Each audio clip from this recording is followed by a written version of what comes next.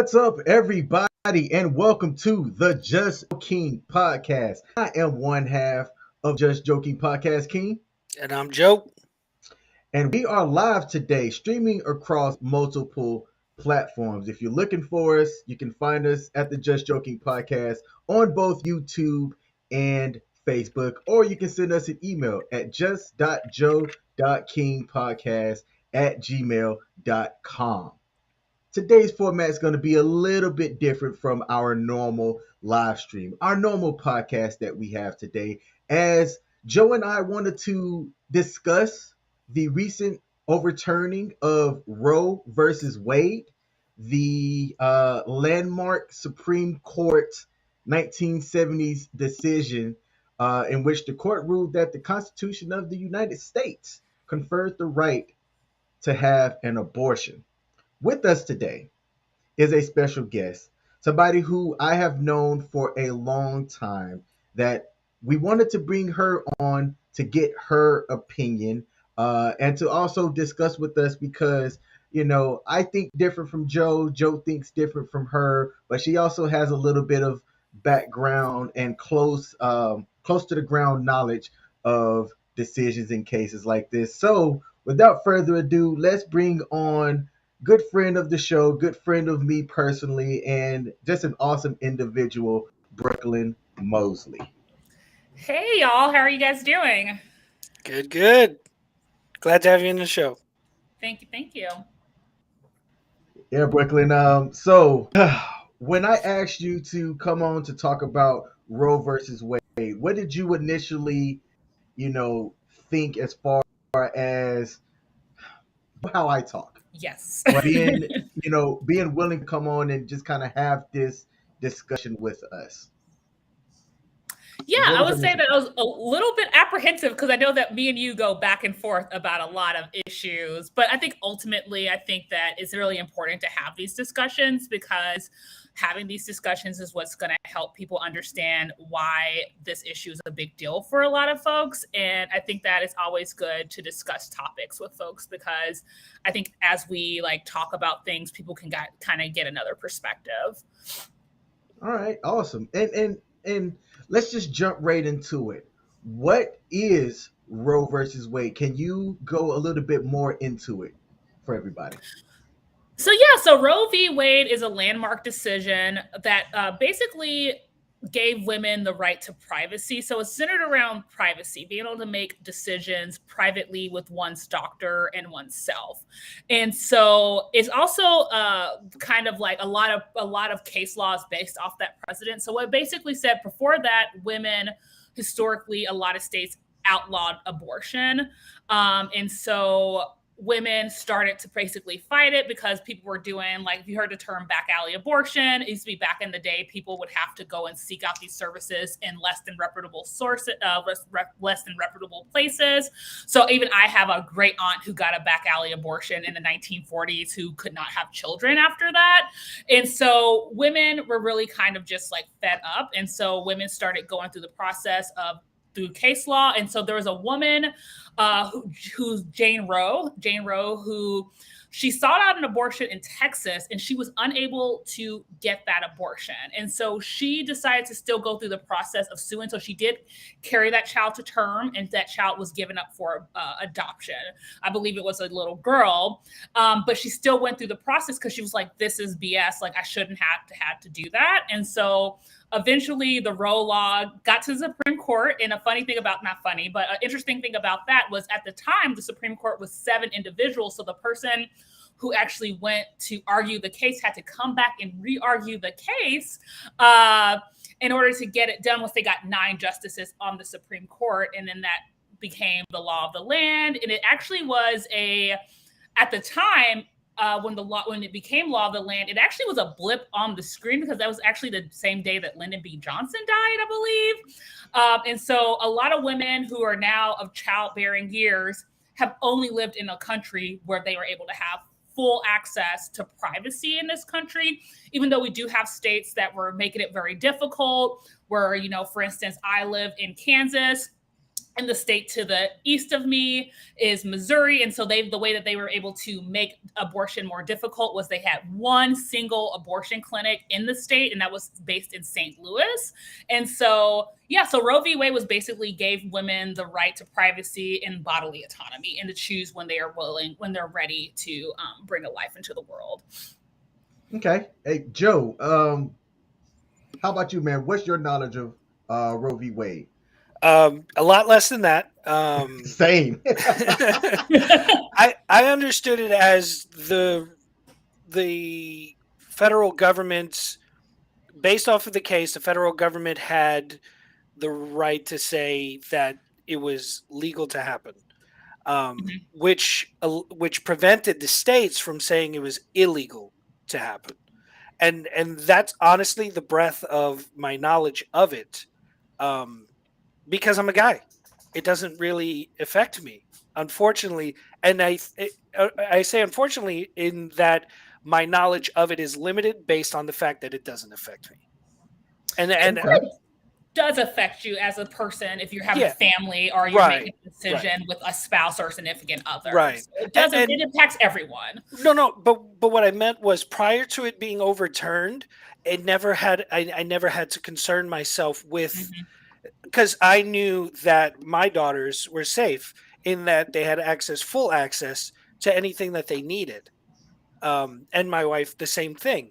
So up until now, my limited knowledge was that it was legal federally for my family to have full access to those kind of services. So I really don't like. I'm not like.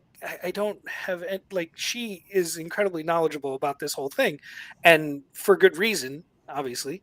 But yeah, no, not great, but it's getting better.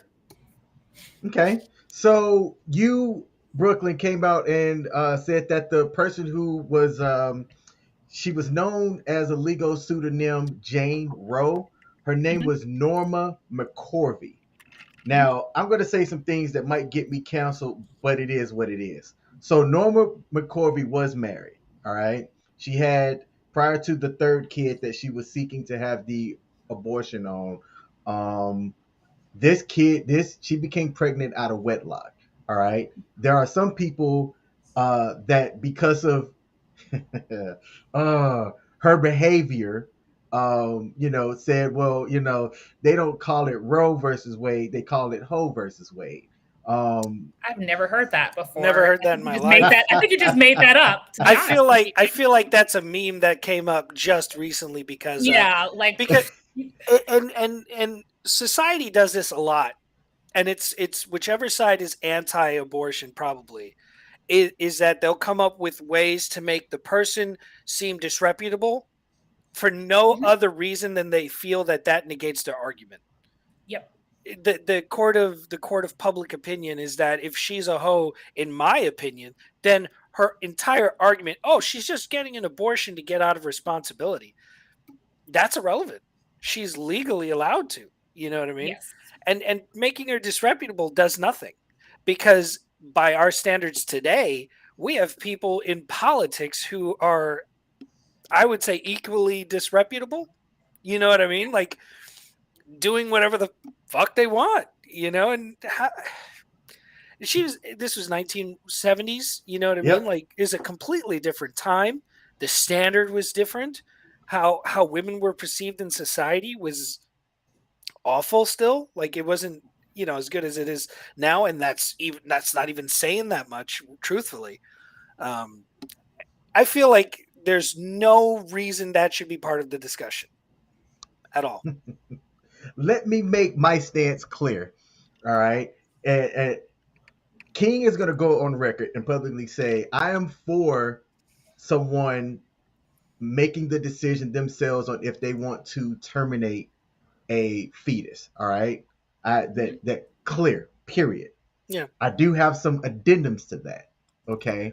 Yeah. I think it does suck if I am the father of said fetus and I have no say in the lady's decision to terminate the fetus if health wasn't a factor in that decision. All right. So I do want to make my viewpoints on where I stand as far as the as far as Roe versus Wade being overturned, and how I think some of the states have it right and some of the states have it wrong. So Brooklyn, like, being that this is kind of around your realm, your area, what's your take on the state's involvement in a decision like this? So I personally think the state shouldn't have any involvement in the decision. I think that this is a decision that should be between a woman or a person who has the capacity to give birth, their doctor, and their deity. I think that these are very personal decisions. I think that things that what a person's body goes through when they go through pregnancy is not like a baby just slides out and then it's like I'm back up and at it, and a week later, like, these are like life-changing, body-altering experiences. And I think that no one who wants to go, if anyone doesn't want to go through that, we shouldn't be forcing that on them. So I'm very anti-forced birth. And so for me, I think that until the state is able to actually provide, like, we live in a country that doesn't even have paid parental leave, we don't have maternity leave, we don't have universal childcare. And so if a person does not want to give birth and then we make them give birth, we're really putting them out to the wolves. And so we live in a country that will have a person give birth, and then 2 weeks later, because we don't have paid maternity leave, they're going back to work. I have a friend who was a single woman who gave birth, and she basically worked until the day that she gave birth. I have another friend who she just had a baby, and she comes from a higher socioeconomic status because she's an attorney and her husband's a software engineer, and she got 6 months off, and that still felt like it wasn't enough for her. Like, I had to cheerleader her on and give her like a nice card saying you're doing a great job. So these are not like just simple things that happen to people. So I really think that these are very personal decisions, and they just deserve the privacy and space for someone to make it. So the state has no business giving someone, especially the states that have like the most strictest abortion laws, have some of the highest childhood poverty, which we should be uncomfortable with in this country. I mean, we should. Yet at the same time, Brooklyn, you're having people, if I lay down with somebody who can reproductively have kids and have a kid, that was two people making a decision, that has impacts on not just our immediate selves, but the economy and everybody else around us. I think people are making dumbass decisions in life, and that's what's bothering me when it comes to topics and things like this. Because you can have somebody freely, out there have 10 abortions in their lifetime, and we're just, it's all right because it's their decision, it's their choice. I feel like Go ahead, that's Joe. an I feel like that's an off the wall hypothetical. I mean, let's be honest, the odds of a person having 10 abortions in their lifetime are astronomically low. Mm-hmm. There's somebody out there doing it, sure, because statistically that's happening. So let me start off with my stance. Because saying you're for or against is oversimplifying it. There's so many nuances to it. Mm-hmm. I don't like abortions. I don't like them when people just make them because they made a mistake and they don't want to live with the repercussions. But I don't think anybody should have the right to tell them they can't. I think that is a decision they should freely be allowed to make. And it's tough because I'm a girl dad. I have 3 girls. And if any one of them made a mistake, which it's hard to call it that because you actively made the decision to have sex, and if you didn't protect yourself, or even if you did, the chances are it could still happen. That totally happened to me with my second daughter. We were using protection and everything and contraception, and my wife still got pregnant. And we weren't of the kind of mind where it wasn't an issue. We were married and we wanted to, have children one day. It just happened to happen before, we were ready for it. And we went with it. We rolled with it, and we're happy. So the option never occurred to us. I'm not really cool with the idea of it because I don't know what life is. Um, I know they say when life starts and all that shit, and that's fine scientifically. I understand it. I get it. Um, but that's not my call, and I don't think it should be the state's call either. I think that this is a country founded on the concepts of freedom, and if we're not regulating the bodies of men, we shouldn't be regulating the bodies of women. It's just it just shouldn't happen. That's what fucking world are we living in where we're telling people what they can do with their bodies in a country where we're entirely founded on the concepts and principles of freedom. Now we're a heavily flawed system because when we originally started, uh, African Americans, the black community was 3/5 of a person. So you know they were already fucked up when they started the whole thing, and women didn't even register as a human being in their original concept of what the country is. And people can say that's not true, but I mean, look at the fucking Constitution, man. It's almost entirely heavily slanted towards men as it's always been because that's society. I'm sorry, I'm going off the rails. I know I am. Yeah, no, no worries. I do it all the time. No worries. I do want to go back on what you said about you and your wife having felt birth control and then you all being able to decide that you guys wanted to keep the we had that choice. to give birth to the baby. And so this was all about choice. So when I think about Roe versus Wade, it's bigger than abortion. It is about bodily autonomy. If you brought up the history of this country. So back in the 1800s, states didn't start banning abortions until like the 1820s, and then slowly more states banned abortion. But abortion was always available to white women. And like historically, even when abortion becomes harder, women of means who tend to be white will always have access to abortion. Mm-hmm. Back in the day, I would not have access to abortion because I was property, and that's property damage. So I am stimulating the economy. So it's about bodily autonomy because historically, so many people in this country, especially people who look like me, have not had bodily autonomy. When I think about the privacy and the choice, I think about the fact that like I have a cousin who came out as very anti-choice, and I was very shocked by that because historically, her and her husband have 5 children together. By the time they had their 3rd child, they were actually not financially stable, but no one told them that they could not have more children. That's bodily autonomy. That's being able to say that I want to have more children, so I'm going to continue to have more children. There is a time where women who look like me were forced sterilized. And so that's a problem. So when I think about bodily autonomy and I think about choice, it's the choice to either parent, it's the choice to either give birth, it's a choice to not give birth. It's a choice to not be a parent because back in the slavery days, I didn't have the choice to not be a parent. So it's more than just abortion. It's about the whole infrastructure of what it is to be a person who has the capacity to give birth in this country. I think the biggest problem is the stances people are taking, the reasons people are giving, and ultimately they have no right or say in the grand scheme of things. They have no real right to say whether someone else should be allowed to do something. You know what I mean? They're not, and it's tough because that's why they make it a law so they can say you're breaking a law. But it drives me insane because I know this might go against some of y'all's beliefs, but they use the Bible for it all the time, and it drives me nuts because I'm not atheist, but I'm definitely not the religious type, and I definitely don't think a book written 2,000 years ago should be governing what we do today.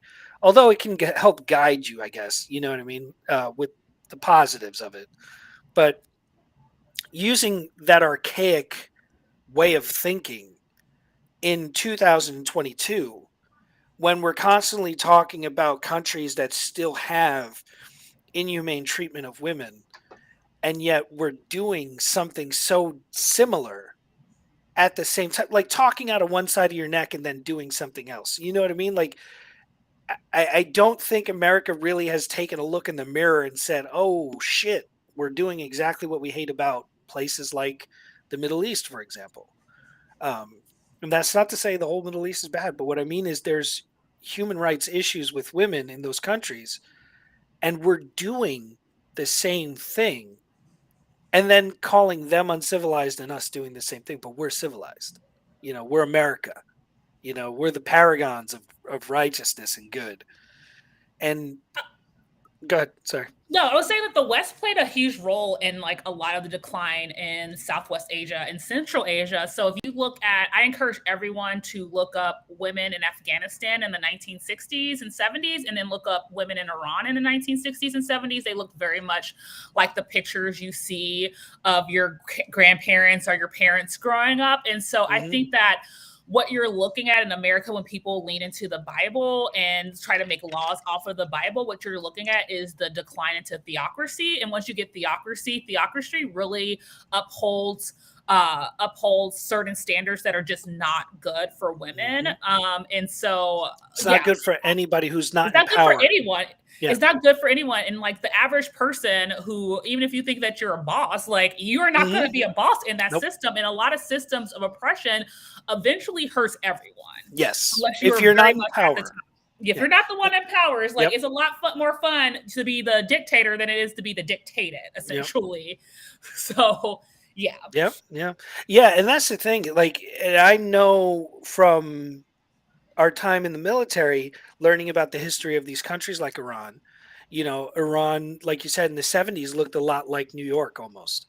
Just they women were allowed to dress a certain way. And what happened was you had these hard right conservative types of another culture and another religion. So I'm not going to talk on that, but it's essentially the same concept. It's the same thing. You have a bunch of people living a certain way and a bunch of older people from another perspective saying you're living the wrong way. You should live the way I think you should live. And the government's giving in. And what's going to happen is it's going to continue to escalate in that direction if we don't fight back, if we don't stop them. And that goes across the entirety of what we are as a culture. And it starts here.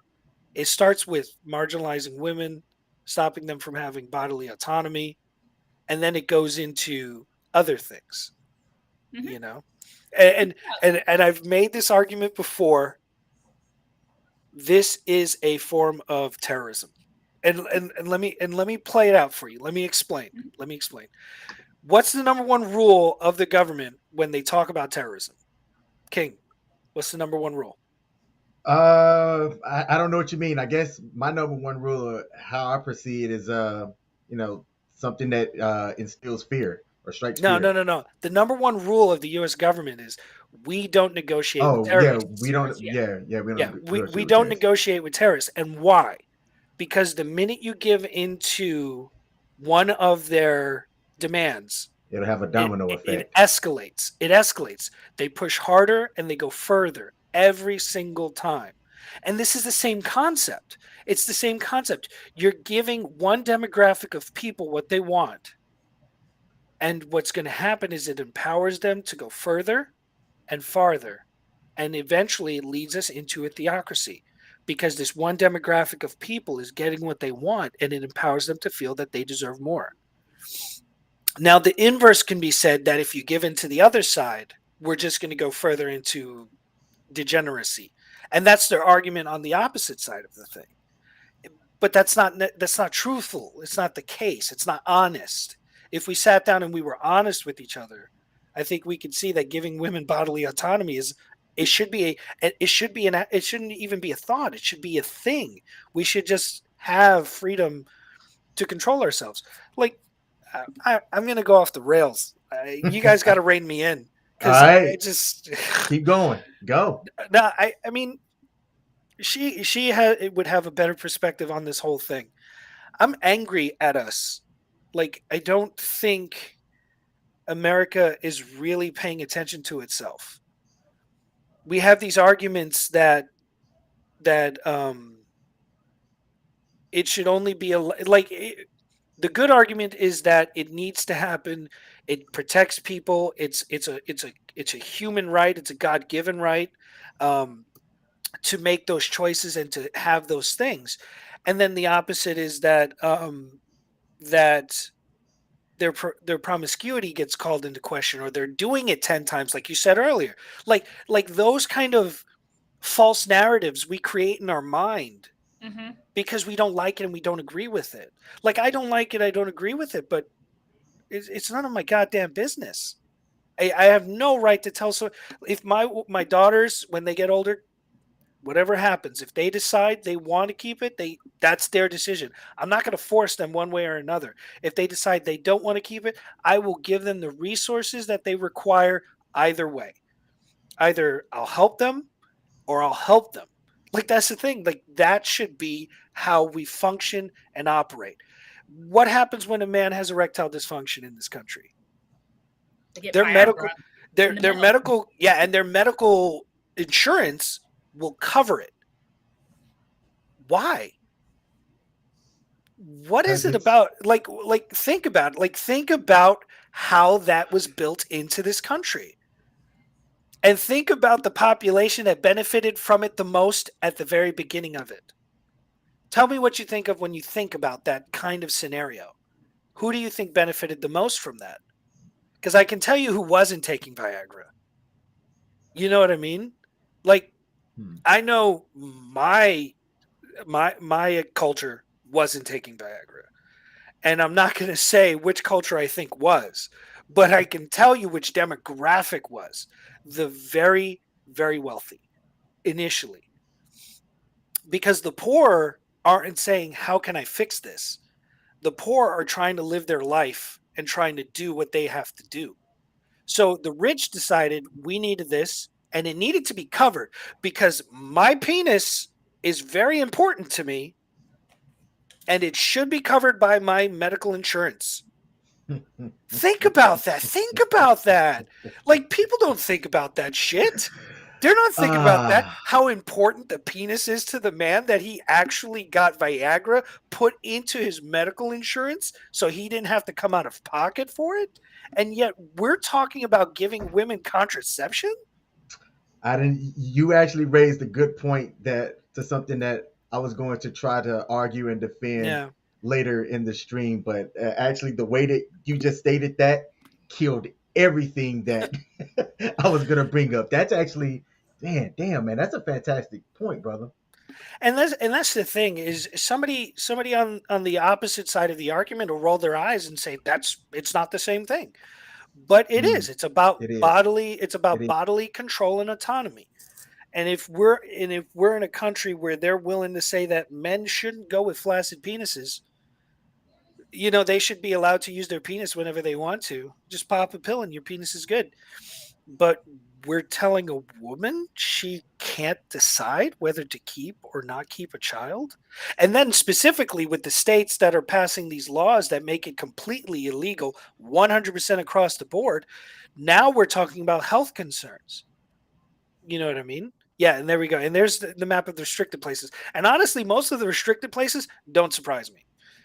And these are some of the poorest states in the country. So Mhm. you look at like Kentucky has some restrictive abortion. I think the poorest county in the country, and I think most of some of the top 10 poorest counties in the country actually reside in uh, are in Kentucky. And so, yeah, like it's like one of those things that you look at states that have more means, there's like is less restrictive. States Yeah. that have more education is less restrictive.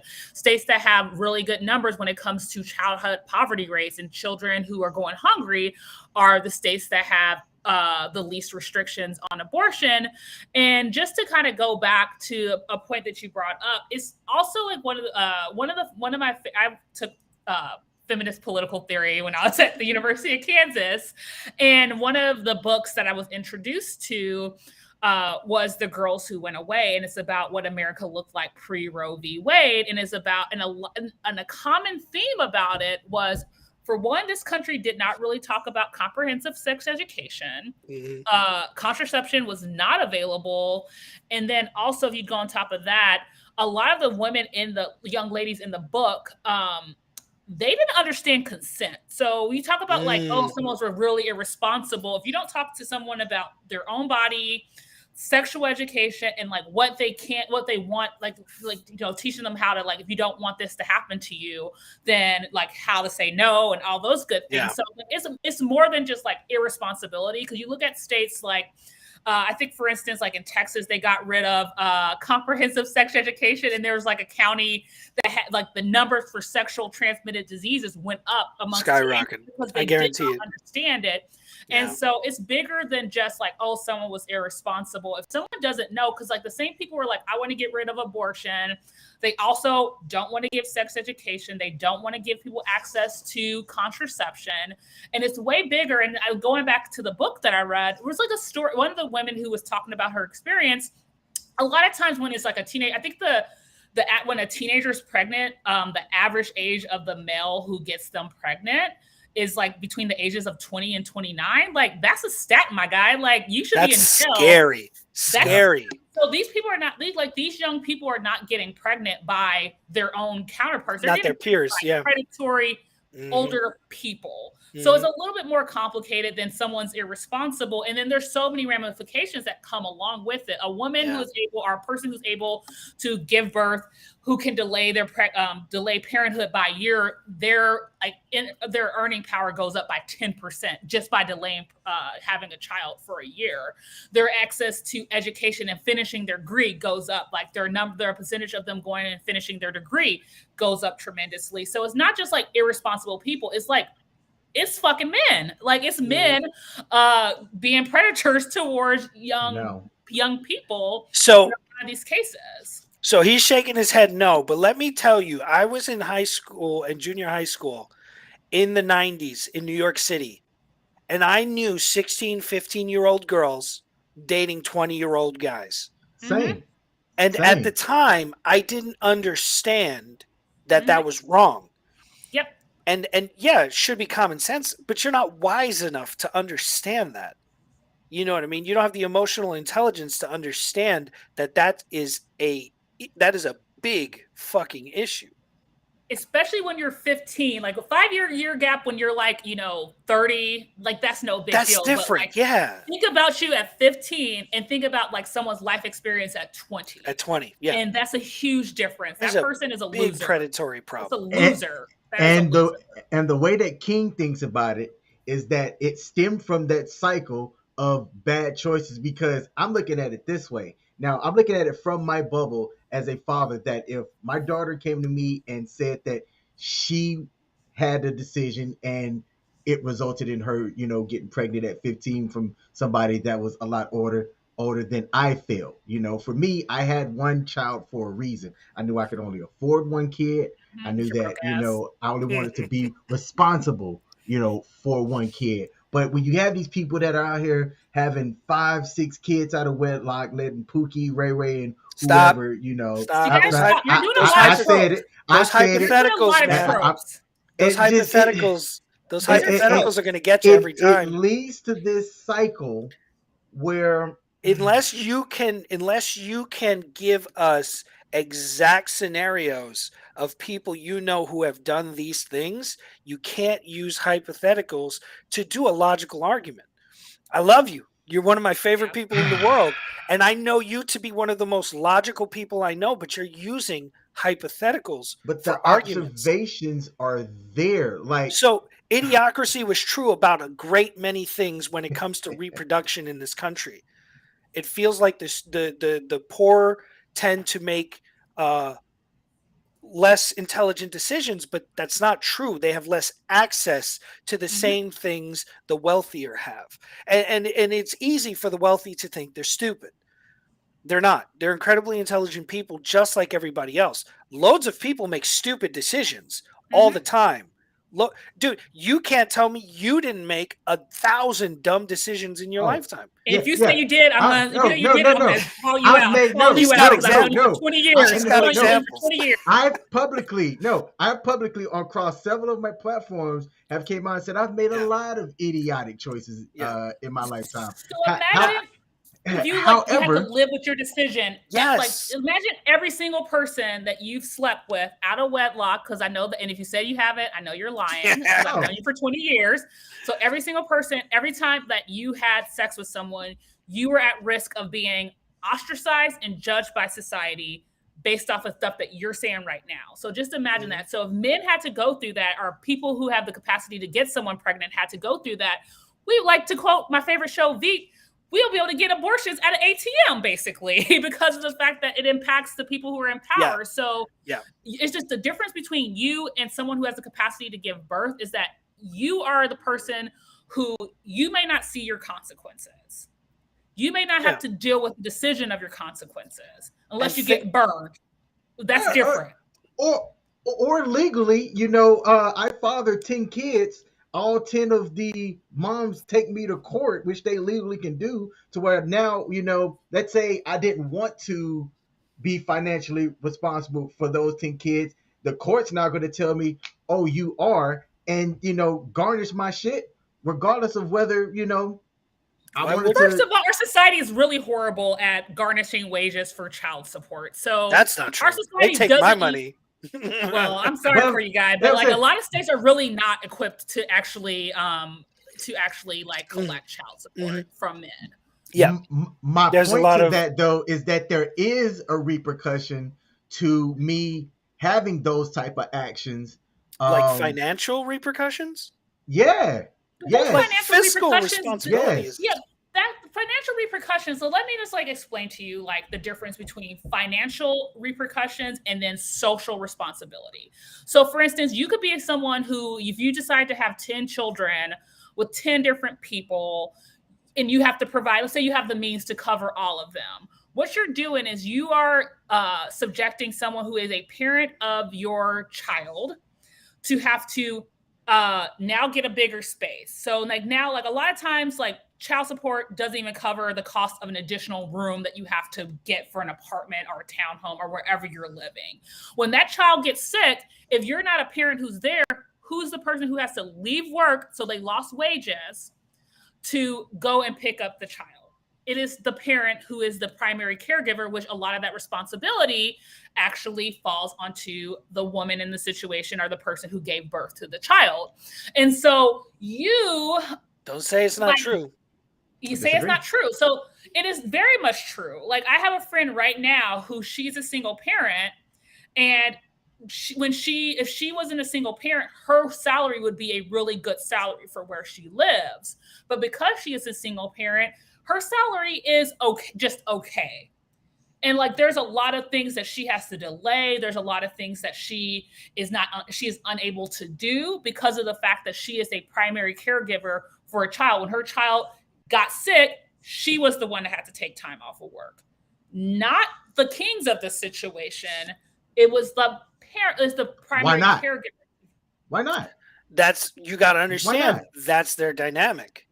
See, you're coming from the perspective that you were responsible, your spouse was responsible, you guys had a child together, you made a decision as a couple. Mm-hmm. You know what you would do doesn't mean it's what everybody else does. And again, you got to talk about which level of income is the person that we're talking about. You know what I mean? Like, so what's your? Go ahead. Go ahead. Speak. I mean, in that same vein, I'm not the primary. Like, I have joint custody, but the primary is her mom. And in that same vein, my earning capacities as well, even though I'm not primary because of, certain situations and things.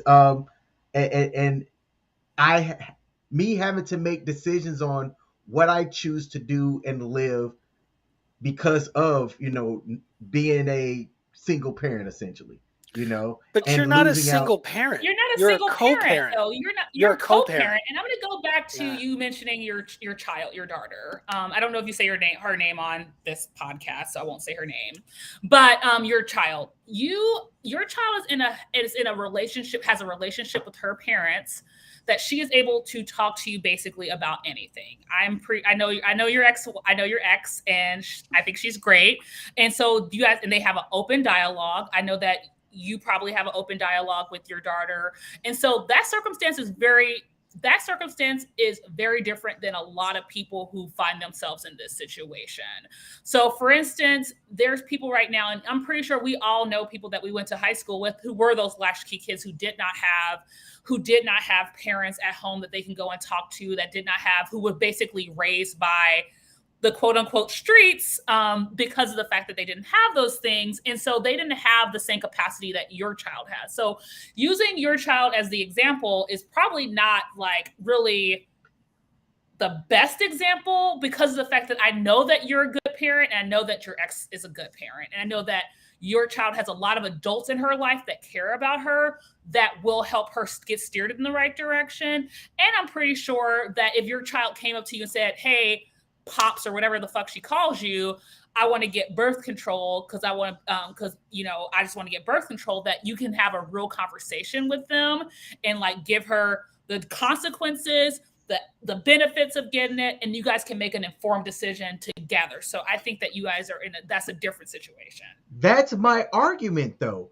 My argument is that I'm sitting on the side of somebody that's making or attempting to make an informed, responsible decision because of understanding what the consequences and stuff are. I despise people that say that, with the way things are, that people don't have the knowledge to, understand this stuff, when I think that, most households have one of these, sitting in there, a majority of households, whether they're wealthy or not, along with, I almost said something that would have got me canceled. Along with other stuff that they have going on, and things that, they can be a part of, have, access to cell phones, but they're choosing you gotta understand to go out there and go to the bars, and, have unprotected sex. So those are two different and things. Then want to blame other people's actions for their choices. They're not blaming other people's actions. That's the this thing. Is why we argue all the time. This is why we argue so much, because he and I have definitely done this several times too. So there's two different arguments there. Having access to information and being able to understand what you have in front of you is a very different thing. Having the emotional intelligence to even understand what life would have been like without a child, to have the foresight to know that they could have made that decision and their life would have been dramatically different, for positive or negative. Because you could argue that the kid that you have is meaningful and you love them and they're great in your life, but what would your life have been without them? You know what I mean? Like it's complicated, because obviously once you have the perspective of the child existing and being in your life, you can't argue what life was like before them. But some of these people don't have the means to sustain that life. Yes. And more importantly, the government isn't going to help them. And how many times have you or other people, myself included, I get caught up in it sometimes, have looked down on the people who live on the resources that the government gives them to help them survive in those situations. Whereas I came from one of those households. My family was on food stamps. We stood in line for free food. Some people reproduce because the concept of not being able to make a choice not to isn't there. And it doesn't matter that they have a cell phone. There's no ads in on TV saying that you can get an abortion today. And if that did happen, I guarantee motherfuckers' minds would explode. Be like, oh my God, they're pandering abortions to my children. You know what I mean? And that's not the case. It's informing people and letting them know that these services exist because you might need them. And for whatever decision you decide to make, that's not your call or my call, that it's the wrong decision. You get where I'm coming from? Like, you don't have to agree with it. It just has to be. It's that kind of thing. It's that kind of thing. It's like, I can't tell you how to breathe. That's insulting. If I tell you, you breathe too heavy, man, stop that. This is how you breathe. Look, like this. Like this. No, stop. Breathe like this. No, you're breathing like a heathen. Stop it. Breathe like this. And only my way of breathing is the correct way to breathe. Every other breathing technique that you use is wrong. and it's against the Bible and you're going to go to hell. And I don't care if you have asthma, you're going to breathe the way I tell you to. Oh, the asthma is going to kill you? Oh, you know what? I know people who have 5 asthma attacks a day, and you know what? They live with it. Think about that kind of argument. Think about that for a second.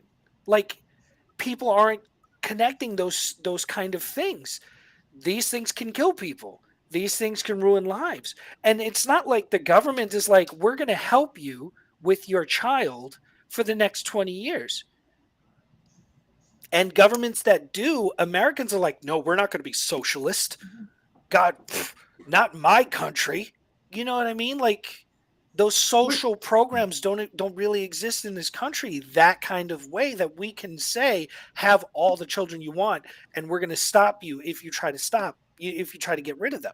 You know what I mean? And I'm going to go into like some of the structural issues that we have when people are unable to make decisions about like if someone is forced to give birth and they do not have the means to provide birth. So we currently live in a country where about 1 in 5 children live below the poverty line. So that's roughly about 13 million children in this country don't know where their next meal is going to come from. Does everyone remember when the pandemic first started and they shut down schools? What was one of the biggest concerns that came out of that pandemic? Meals. How are these kids going to eat? How are these kids going to eat? Yep. And so there's some kids right now that the only good meal that they're going to get is the free breakfast and the free lunch they get. And those are not even like really good meals. Like those are just meals to sustain them. During the pandemic, our schools were still giving those meals out to those families because those families relied on that.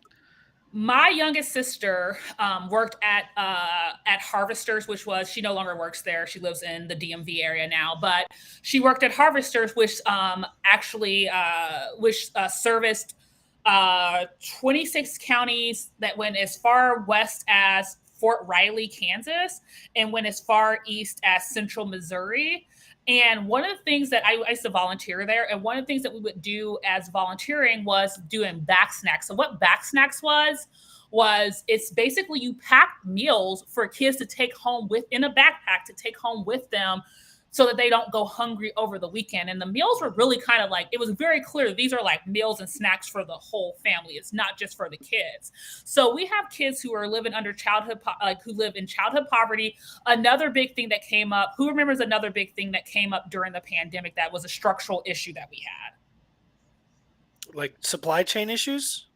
Lack of childcare. Oh, How many parents found themselves in a situation where they did not have childcare? So we have all these structural issues that already currently exist. I currently live in a town that does not have any public preschool. You have to go to the Montessori school, and I think it costs about $800 that's the one you get education. The other daycares are just like your kids are playing with blocks, but if you want your kid to get an education, it's a little bit more expensive. The average person, expensive. It's expensive. And so there's all of these structural things that we have not solved for because this country does not care much for people who are not of means, that now we're going to like make that explode. And then you have to think about the mental health that comes around when you cannot provide and you cannot survive with just yourself. And now you have this additional life. We actually saw the numbers of people who sought abortions or who gave their children away drop with the stimulus check because people needed needed that initial investment to be able to like buy a crib and buy these things. And so people decided to keep their babies. So we live in a country where we are not providing any resources for people. There's countries right now that if someone gets pregnant, they get 6 months off and they're paid to take that time off. Right now, if someone takes 6 months off, like I mentioned, my friend who has means, she's an attorney, her husband's a software engineer.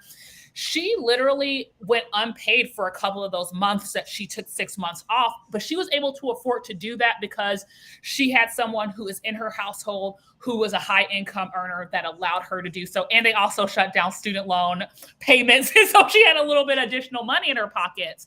And so there's just a lot of things that go, it's more complex than just, are you bringing a life into the world? When you bring a life into the world, does that structure exist for you to be able to be a good parent and be a supported parent. Because I'm going to let you know, it is very lonely, especially if you are a single parent. Especially if you're a single parent in this country, to try to survive. There's very little resources. I know people talk about food stamps, but I think food stamps is like $5 per day per person. Try to feed someone on $5 a day, 3 meals during the summertime. Yeah. That means you're not getting high quality foods, which also goes into, if a child is hungry, they cannot learn. If a child does not feel safe at home, they cannot learn.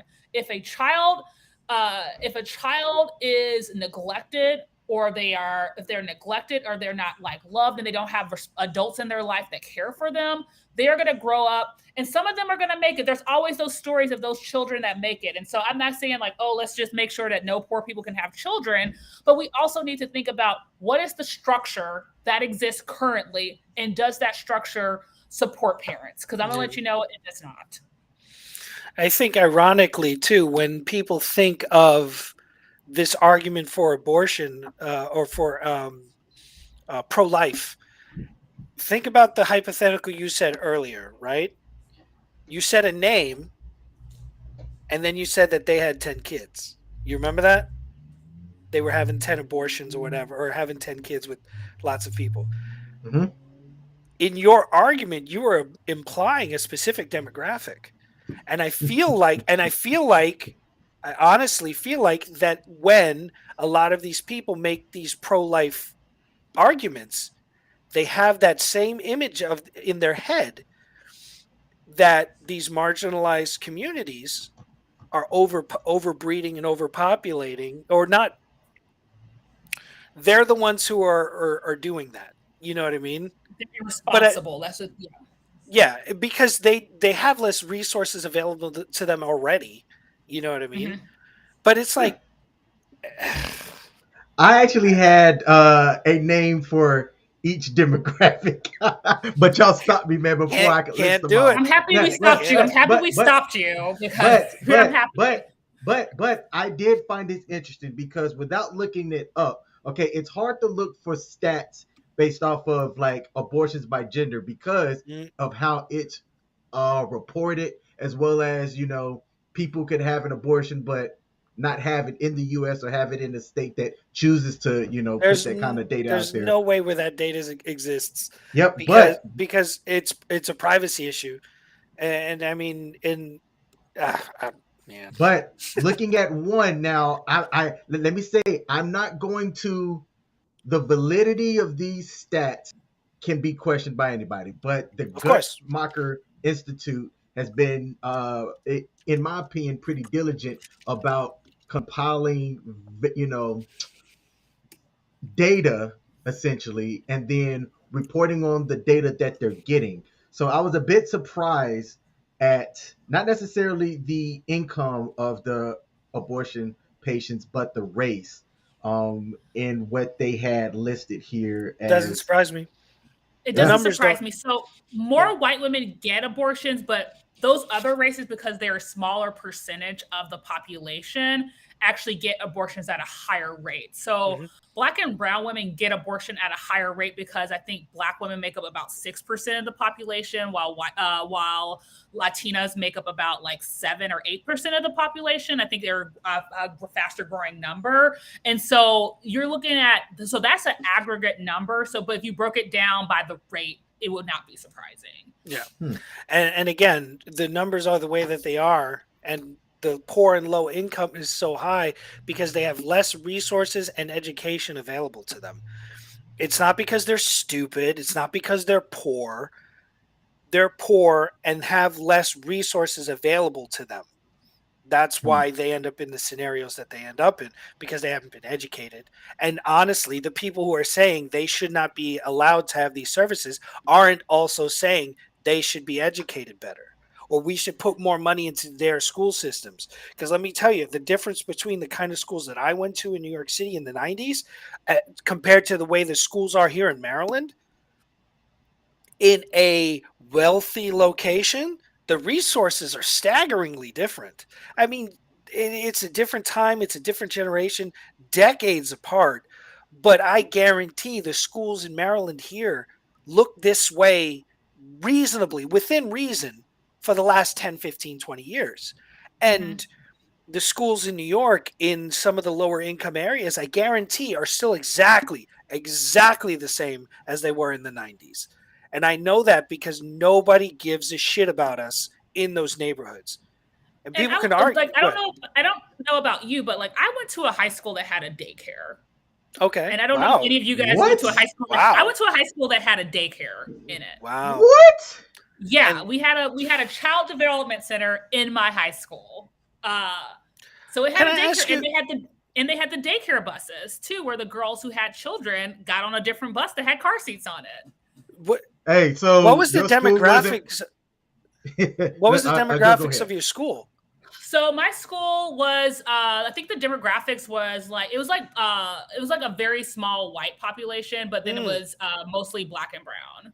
Wow. Yeah, so we had 3 high schools in my district, and I think all of the high schools had childcare in the district, but like the one that was like the wealthier high school in the district probably didn't. And but we had daycare in my high school. We just had enough girls, because one of the town that was the high school was located in was a very like socially economically depressed town. And yet parents for the last 20, 30 years have fought against sex education in school. Yeah. Clearly you're not teaching your kids the fucking right thing to do. You know what I mean? Like, for example, prime example. 2006, 2007-ish. I had just gotten back from Iraq for a couple years, and I got stationed in Redstone Arsenal, Alabama. Oh, and God bless you. It was actually not bad, because I mostly stayed on base. I didn't really go out from base. I had the wonderful job of teaching health and wellness to young, new servicemen and women, and prior service as well. In the Army, some Marines. And they asked us to provide that training because, honestly, it should have been a part of everyone's in processing. How to take care of yourself. You'd be amazed at how many of them didn't know basic life health stuff. What resources were available to them as adults, and the kind of things they could do to help themselves while also serving in the military. And at some point, there was an outbreak in the barracks of ringworm. Yeah. Ringworm as a sexually transmitted disease. It wasn't being transmitted because of, training or anything like that. It was being transmitted through sexual activity, and we knew that because we could track the trends, and we knew through we would actually do tracing even back then. They asked us to give courses on sexual education, and me and a coworker of mine, we put together a wonderful slide deck, which I still own, by the way, because it's both graphic and informative. But what was important was these 19 and 20-year-old kids did not understand the basic principles of sexually transmitted illnesses and how to properly stay safe, or that they could make the decision without the other person being willing to make the decision. Because a lot of guys are like, I don't want to use a condom. I don't want to use a condom. I don't like the way it feels. Fuck the way it feels. And this is why this can happen to you. You know what I mean?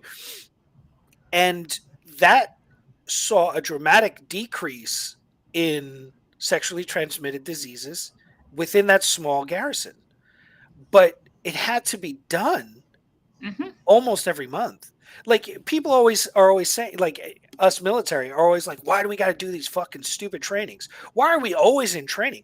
Because motherfuckers don't know, or can't be relied upon to make the responsible. Was this? That was me saying, or they're making dumbass decisions. Yes, exactly. It wouldn't be a rule, and it wouldn't be a thing if it wasn't a thing. And that's the kind of shit that happens. And I mean, but now you got to understand where that comes from. That small demographic of American of our country who serves in the military. Small, condensed demographic, but they come from us. They represent what the country is. And it's a sign and it's symbolic of the lack of education for our kids. I don't have to like that schools teach sex ed, but it needs to happen because there's parents out there who aren't doing it. Mm-hmm. And it might not be something where they don't want to. It might be their kids are latchkey kids. Their parents are working. Look at society right now. Almost nobody can do single income these days. Almost nobody. Because cost of living is enormous. Houses cost a fucking fortune. Everybody's got school debt. There's just a million and one things that require you to work, which gives you less time to take care of your family.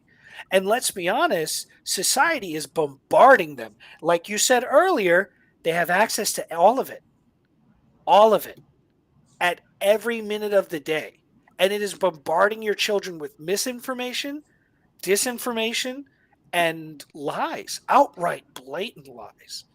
And how do you combat that when you don't have the time? And then I'll also sorry, go ahead. No, go ahead. I was going to say also go ahead. No. I was going to say it's not like people are pushing sex education over the internet. And if they did, people would be like, stop showing that shit to my children. You know what I mean?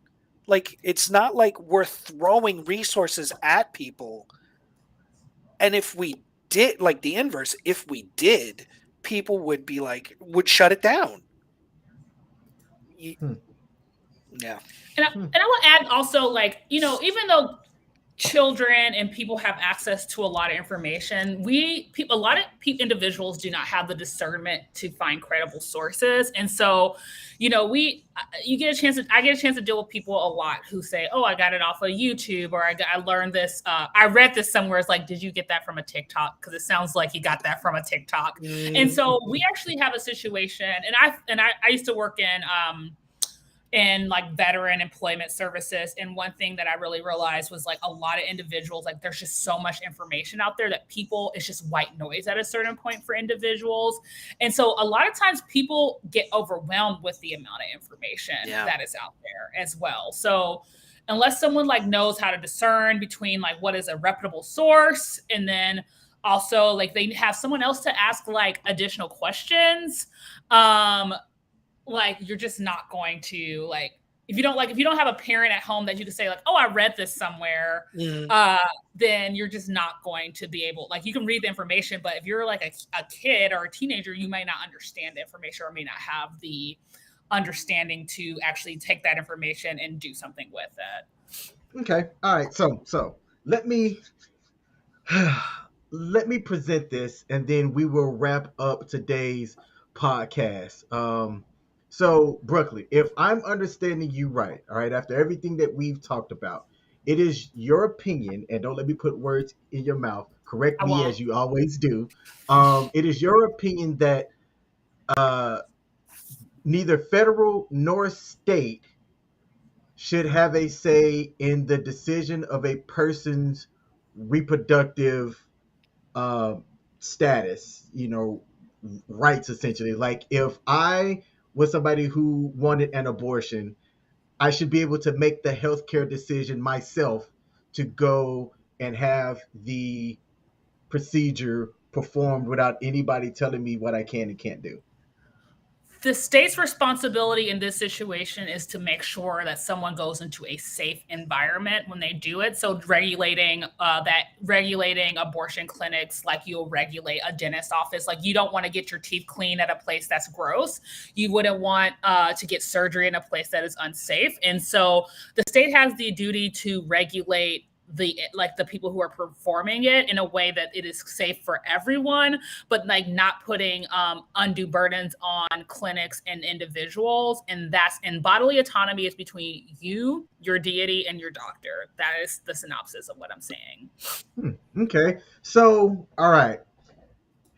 With Roe v. Wade being overturned, what do y'all foresee in the immediate future and in the long term future? How us as a society is going to look at doing what's best for the people? I'll go first. So I think initially you may see it's like a lot of states actually have archaic laws on the books that with the fall of Roe, you're going to see a lot of you've already see like places close up clinic, especially in the states where people can afford it the least and they don't have the means to be able to freely travel to their nearest state. So what you're going to see is a lot of undue burden. I will say that if a woman's able to or a person's able to give birth, is able to get there's a pill that you can get, and so the longer you wait to get an abortion, the more complicated it gets. So if it's hard, so what you're going to see initially is that you're going to see people seeking out later abortions because they have to come up with the funds to travel to a different state, to get a hotel, to do the waiting periods, and all the barriers to getting abortion that has been established. So I think initially you're going to see people having to travel further. I think that you're going to see individuals trying to find home remedies, but like as of now, there are safe options out there. There's options for the pill that you can take to get an abortion. So what you're going to see initially is going to be people having to travel farther. You're going to see individuals seeking alternatives to going to a clinic. But I think that what I'm hoping to see is that people are going to be able to mobilize and organize in their states to make sure that they have full access, because women vote at higher rates, and people who have the capacity to give birth vote at higher rates than men. So hopefully we'll see a little bit of a backlash from it. Okay. Joe? Yeah, I'm a little bit more of a cynic. I'm worried about the people who feel empowered to go back to picketing in front of the clinics where they're still legally allowed to, and hurting the doctors and the people who need help. I fear that we're going to backslide to that time when they would murder doctors, because we're pro-life. I always found that to be just a tad ironic. Um, like I worry about the cost to the people who are living in this situation. You know what I mean? Like there's going to be medical scenarios where this is going to be a problem. There's going to be non-medical scenarios where this is going to be a problem, because everybody always goes to the, well, rapes and incest are a small thing. They're not. I mean, they're a massive thing, because you can't look at them as statistics. These are people living in situations that are awful. You have people who are living in situations that will kill them. And it's not about the number. It's about that it's happening. Like, that's the thing. We get so caught up in the 1%. 1% of 13 million is still a lot of fucking people. Mm-hmm. And the part that really disappoints me about this country is we went into this whole pandemic issue where, more people die from the flu than they've died from COVID. I'm sorry. So now we're just okay with people dying? I mean, I thought we're here to keep people alive. Like, that's what we're doing. We're here to live and to help people live. That's freedom. You know what I mean? To take care of each other and help each other and love each other. Life, liberty, and the pursuit of happiness. Wasn't that the foundation of what we're doing here? The American experiment is taking an odd turn right now. And the thing about it that's so disappointing is everybody who's standing on the pulpit and the parapets and the fucking towers and standing on all of these elevated platforms so people can very clearly hear them, they're not talking about life. They're talking about what Hollywood has taught them, what memes tell them, what these fucking articles that are completely false narratives and hypotheticals that just live in their head or exist in their echo chambers. And it's going to do more harm than good. So they've won this moment, and unfortunately, I think that's gonna empower them to do more, or I Yes. should say, take more. Hmm. I don't think it's a state thing. I don't think it's a federal thing. I think it's a right, for lack of a better word, a God given right. Whatever God it is that you subscribe to, it is it is a part of existing. It is a part of existing, and people don't have to like it.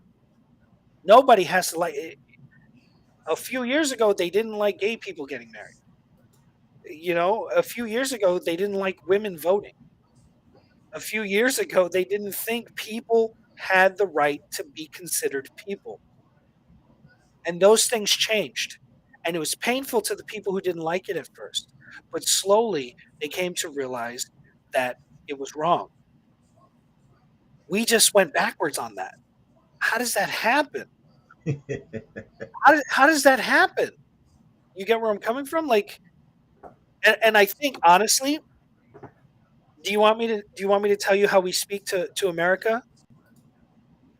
We get a blonde-haired, blue-eyed white girl, we put her on TV, and we tell her, "What if I was going to die from not getting an abortion?"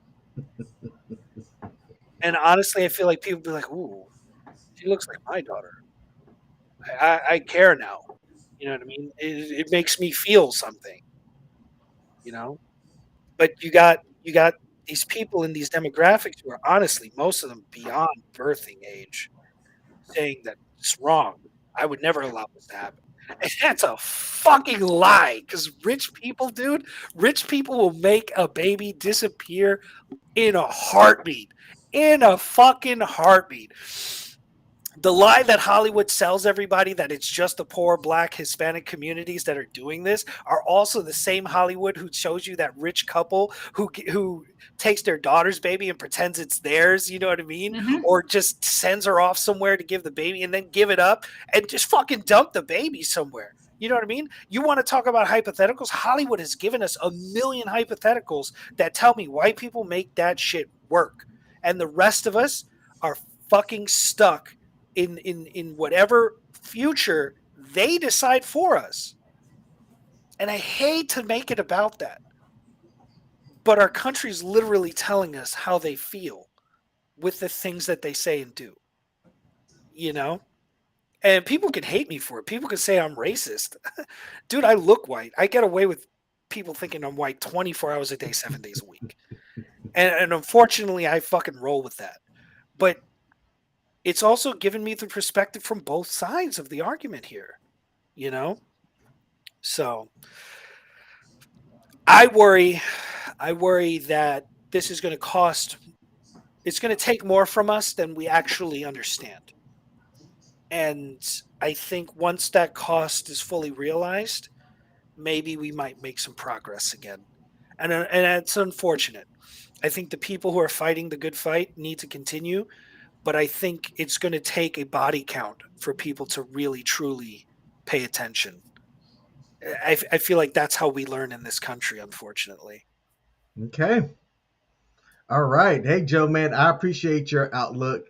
Brooklyn, as always, a BK, I appreciate you as well. Brooklyn, do you have any recommendations on where people can get some more information? Oh, I think I Brooklyn think we might lost have her. frozen. Yeah. Let me let her know. Let me let her know that she's frozen. So, hey, y'all, while we look to see what has happened with Brooklyn, I'd like to thank Brooklyn for coming on Yeah, board. yeah, I don't want to reveal what she does, but she is very informative with what she was going to be coming on today yeah. and talking with us, which is why I wanted to bring her on. Um, but I'm going to see if we can get her back here and actually Joe, tell the people about our podcast real quick while I go and see if I can get Brooklyn back on.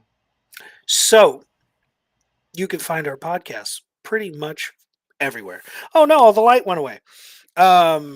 So we're on pretty much every major streaming location right now, and you can find us on Facebook and YouTube at the Just Joe-King podcast. And we hope you come back. We hope you tune in. And if you have any comments, anything you want to say, anything you want to ask, anything we think we should include, things we should change, like me getting a fucking light for this room, shoot us a message, hit us up, leave a comment, drop a like, put a thumbs up. You know what I mean?